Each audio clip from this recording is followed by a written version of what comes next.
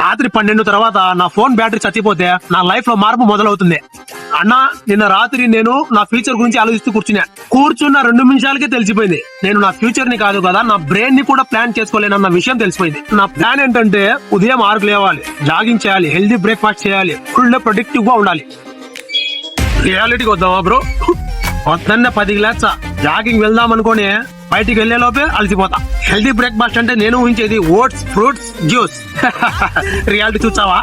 కానీ నా ప్లేట్ లో కనిపించేది మాత్రం బిర్యానీ, రిమైండర్లు, ఫ్రెంచ్ ఫ్రైస్, ఫ్లాష్ బ్యాక్లు.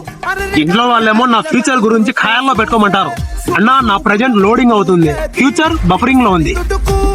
తప్పు నీది కాదు, నాది కాదు, నా వైఫై మిస్టేక్. సరే, ఫైనల్ గా నా లైఫ్ గురించి ఒక పెద్ద నిజం తెలుసుకున్నా. పెద్దది అబ్బే, ఆరాలంటే పెద్ద పనేం లేదు. రాత్రి 12 తర్వాత నా ఫోన్ బ్యాటరీ చచ్చిపోతే నా లైఫ్ లో మార్పు మొదలవుతుంది.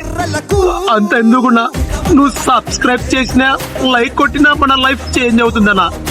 అర్థం చేసుకో. చేస్తావు నా, నువ్వు మా నాయననే చేస్తాడు. చేయి నా సబ్స్క్రైబ్, మర్చిపోకుండా.